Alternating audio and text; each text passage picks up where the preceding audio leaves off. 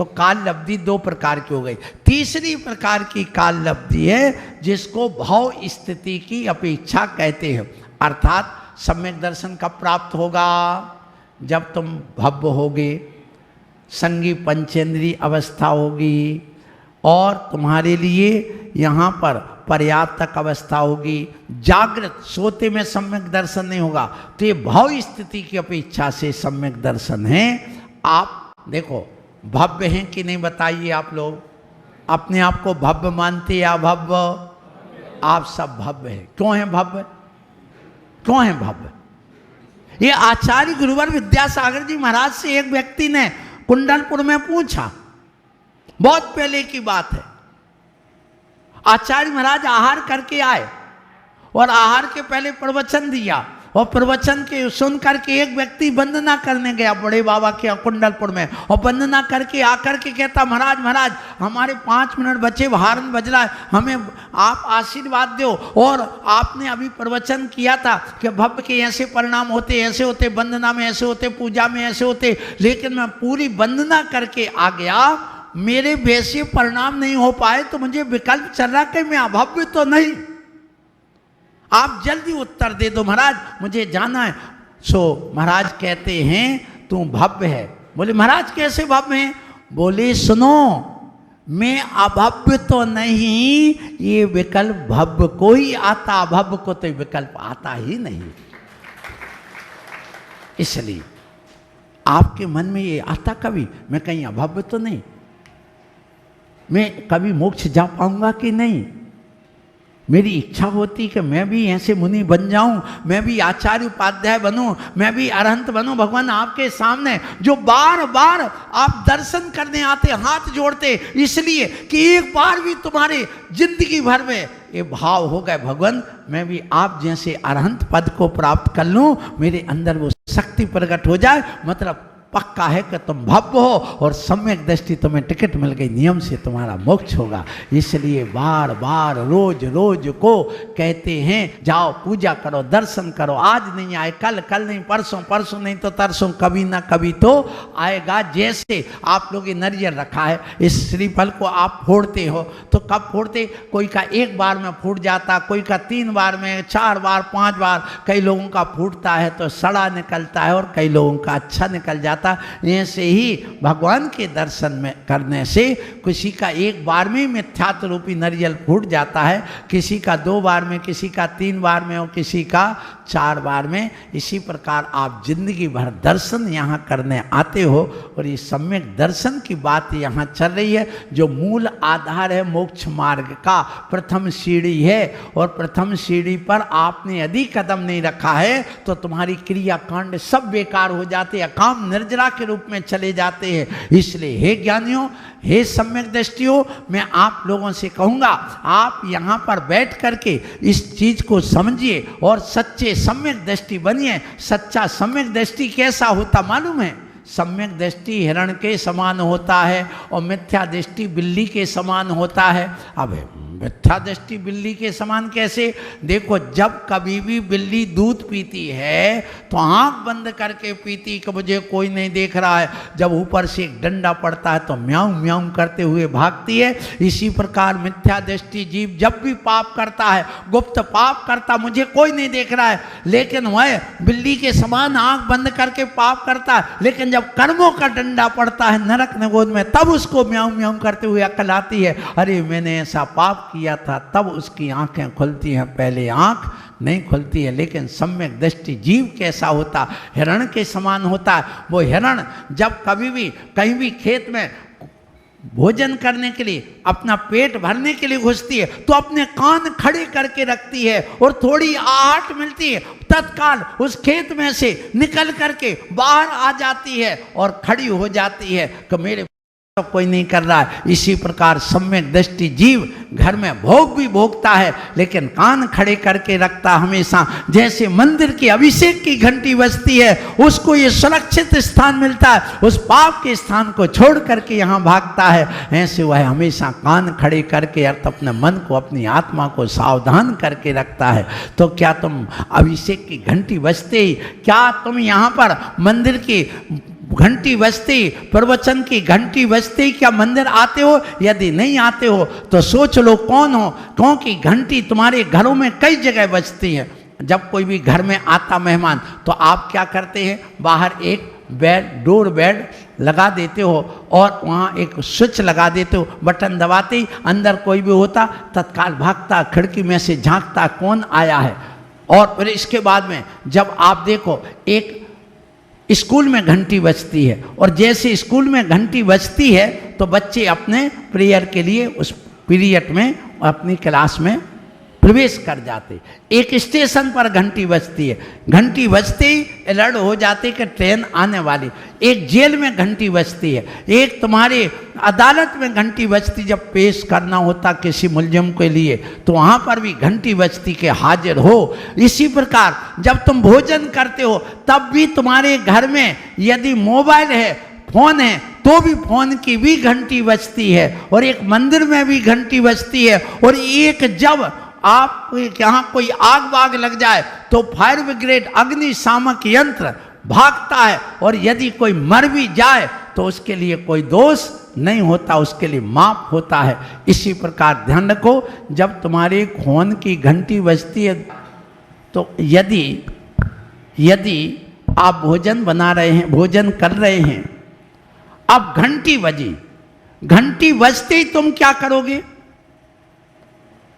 वहां पर थाली छोड़ करके एक घूंट पानी पी करके वो मोबाइल उठाने जाओगे, या वो यदि लैंड वाला है तो करोगे हेलो कौन, तत्काल आप उनसे बोलना चालू कर दोगे, थाली छोड़ करके चले जाओगे। तो जैसे आपके फोन की घंटी बजते ही आप अपना भोजन छोड़ करके अटेंड करने जाते हो, इसी प्रकार यदि अभिषेक और प्रवचन की घंटी बजे और तुम यहाँ पर प्रवचन सुनने के लिए, अभिषेक अटेंड करने के लिए भागते हो तो सम्यक दृष्टि हो, आशीर्वाद जाओ।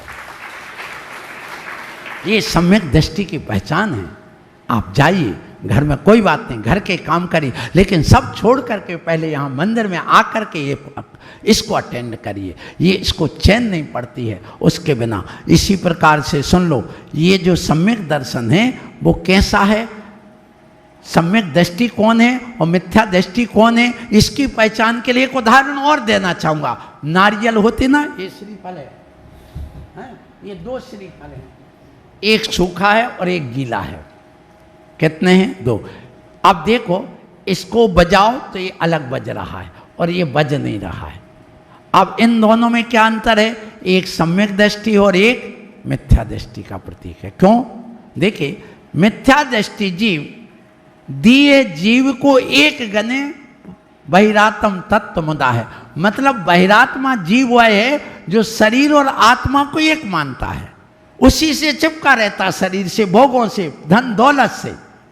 जैसे ये नारियल है, इसके अंदर का जो गोला है वह गोला इस बाहर की नरेटी से, कवच से चिपका हुआ है कि नहीं? जब तोड़ोगे तो अंदर का भी टूट जाता है, वो इससे चिपका। इसी प्रकार मिथ्या दृष्टि जीव अपने देह से, अपने देवांगना से, अपने उस धन से, अपने उस गाड़ी घोड़ा से चिपक करके रहता, वो छोड़ने नहीं चाहता, उसी में लगा रहता 24 घंटे।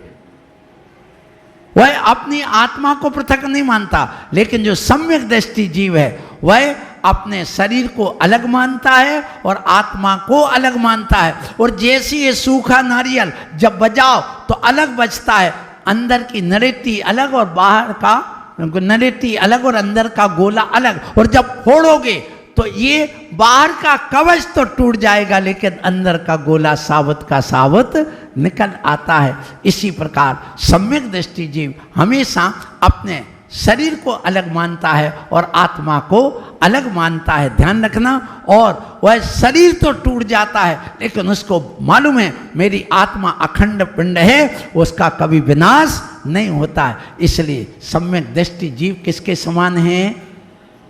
सूखे गोले के समान।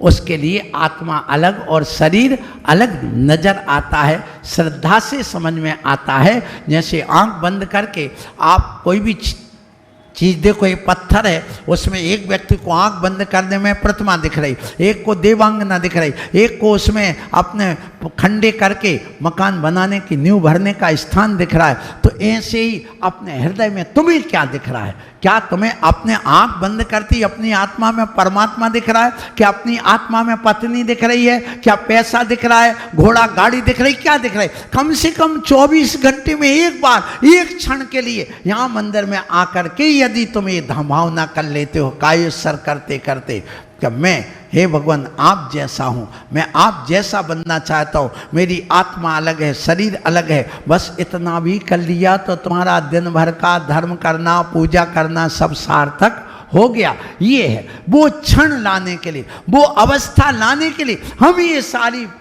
व्यवस्थाएं करते। जैसे आप बताओ, सुबह से भोजन बनाया, ममता भोजन बनाया आपने, अब भोजन बनाया, क्या आपने दूध निकाला। अब दूध कब आएगा? जब गाय को घास लाओगे, घास खिलाओगे, घास खिलाने के बाद में उसको अच्छे ढंग से उसका दूध निकालोगे। देखना कितना मेहनत करना है वो क्षणिक उस रसगुल्ले का स्वाद लेने के लिए, देखना। फिर इसके बाद में आपने दूध लाके कढ़ाई में उसको ओंट करके मावा बनाया, फिर मावा बना के बाद आपने चाशनी बनाई, चाशनी बनाने के बाद में उस मावे में थोड़ा सा खाने का सोडा डाला, फिर उसमें आटा डाला, फिर उसका आपने मंथन किया, मंथन करके गोल बनाया, बीच में अंदर एक किस्में से आपने मीठा रख दिया, नहीं तो अंदर वो कड़क हो जाएगा। फिर उसके बाद कढ़ाई में डाला, कढ़ाई में डालने के बाद बहुत ज़्यादा ठंडी यदि वो घी होगा तो वो भिगस जाएगा, और बहुत ज़्यादा होगा तो जल जाएगा, इसलिए बराबर टेम्परेचर चाहिए उसके लिए। फिर उसको डालने के बाद अब उसको गर्म करके लाल बना दिया, अब चाशनी में डाला, फिर उसके बाद थाली में आकर के जब तुम्हारी जीभ पर आया, वो कितनी देर स्वाद आया, क्षणिक, मात्र उस क्षणिक सुख के लिए, उस क्षणिक रसगुल्ले के स्वाद के लिए कितनी मेहनत करना पड़ी। इसी प्रकार सुबह से लेके शाम तक तुमने अभिषेक किया, पूजा किया, प्रवचन सुना, किसके लिए? कि वो क्षणिक हमारे लिए वो आत्मा का स्वाद आ जाए, आत्मा की वो चमक आ जाए, आत्मा की ओर परिणति चली जाए। इतना पुरुषार्थ यदि करते हो तो ठीक है। और उसके लिए हम लोग भी 24 घंटे लगे रहते, तीनों टाइम की सामयिक में, चारों टाइम, कि वो क्षणिक मुझे वो आनंद आ जाए, वो आत्मा झलक जाए, तो तुम्हारा वह कार्य करना सार्थक हो जाता है। इसलिए आप लोगों के आज इस प्रवचन के माध्यम से यही कहा जा रहा है कि आप अपने जीवन में सम्यक दर्शन की बात करो, उस सम्यक दर्शन को मजबूत बनाओ, अपने आप को समझने की बात करो, और अपने श्रद्धा को अंगारे के समान मजबूत बनाओ। और जैसे परसों भी कहा था कि हमारी श्रद्धा अंगारे के समान हो, जैसे जैसे मिथ्या अज्ञान बढ़ता चला जाए, भौतिक बात बढ़ता जाए, उसकी आंधी आए, उतनी हमारी श्रद्धा और दहकते रहना चाहिए, उसमें कोई कमी नहीं आना चाहिए। सो ऐसे जब सम्यक दृष्टि बन जाता है, उसके लिए घर में रह करके भी चक्रवर्ती की संपदा, इंद्र शरी के भोग, काक बीट सम गिनत हैं, सम्यक दृष्टि लो। यदि आपके पास खूब वैभव है, मुझे सिर्फ भगवान के अभिषेक से मतलब है, और वो सब छोड़ करके, सब काकबीट के समान छोड़ करके यहाँ अभिषेक में आकर के खड़े हो जाते, ऐसे सम्यक दृष्टि होते हैं। तुम्हारे जैसे नहीं कि तुम्हें चिंता लगी कि हम अभी 1 घंटा लेट कर देंगे दुकान खोलना तो 4 ग्राहक हमारे कम हो जाएंगे। ऐसे व्यक्ति सम्यक दृष्टि नहीं है। सम्यक दृष्टि तो वो हैं जो टाइम पर पूजा करने आ जाते, होगा दुकान चल जाएगी, मेरे भाग्य में होगा तो 1 ग्राहक बाद में आ जाएगा, उसको कोई चिंता नहीं रहती। ऐसे काक बीट सब उस दुकानदारी को, घर पत्नी को छोड़ करके चले आते हैं। तो आप भी ऐसे सम्यक दृष्टि बनने की कोशिश करिए, और ऐसे बन करके अपने कल्याण के मार्ग पर बढ़ने की बात करो, और अपने उस आत्म तत्व को जानने की बात करो। समय अपना हो गया है, फिर भी हम आपको ये जो लब्धियां होती, 5 लब्धि होती हैं। कितनी? कौन कौन जानता 5 लब्धि? जरा हाथ उठाना। 5 लब्धि कौन कौन सी? क्षयोपशम लब्धि, विशुद्धि लब्धि, देशना लब्धि, प्रायोग लब्धि और कर्ण लब्धि। बाकी आप लोग नहीं जानते। जब कभी भी सम्यक दर्शन होता है भैया, जगदीश भैया, तो ये 5 लब्धियां जरूरी हैं। लब्धि की अर्थ प्राप्ति, उपलब्धि। तुम्हें क्या इन 5 लब्धि प्राप्त हो गई? पंचरत्न तो प्राप्त हो गए, 5 पुत्र प्राप्त हो गए पांडव के समान, 5 महल प्राप्त हो गए, 5 गाड़ी प्राप्त हो गई, 5 पद प्राप्त हो गए, अध्यक्ष, संरक्षक, उपाध्यक्ष है, ये सब पद प्राप्त हो गए। लेकिन 5 उपलब्धि प्राप्ति, इन 5 लब्धि की प्राप्ति हुई क्या? बिल्कुल हुई है, आशीर्वाद। एक कहलाती क्या है, इसको जानना जरूरी है। क्योंकि चलो ठीक है, तुमने जिंदगी भर खूब भोगा, भोग लिया, चलो भोगने की निषेध नहीं किया, हमारे आचार्यों ने कहीं नहीं मना किया। शादी करना बुरा नहीं था, कर लिया, बहुत अच्छा। यदि शादी करना बुरा था तो तीर्थंकरों ने क्यों की, चक्रवर्तियों ने क्यों की? सबने शादी की क्या? नहीं बोलो। यदि 5 भगवान की शादी नहीं हुई है तो ये बहुत महान दोष है। क्योंकि तीर्थंकर कभी बाल ब्रह्मचारी नहीं होते, क्योंकि वे इकलौती संतान होते, और इकलौती संतान होने के कारण वे यदि बाल ब्रह्मचारी बन जाएंगे तो उनका सत्यानाश हो जाएगा, पूरा घर मिट जाएगा, खानदान सब समाप्त हो जाएगा। इसलिए गोद लेकर के पहले के आदमी काम करते थे, तो उस खानदान के उस सत्व की कोई चिंता ही नहीं, बस पैसा आना चाहिए, मकान आना चाहिए, बस हो गया। यदि कहो बेटी तो है, हाँ बेटी है, लक्ष्मी है, मैं मानता हूँ, वो तुम्हारे घर को नहीं दूसरे घर को रोशन करेगी।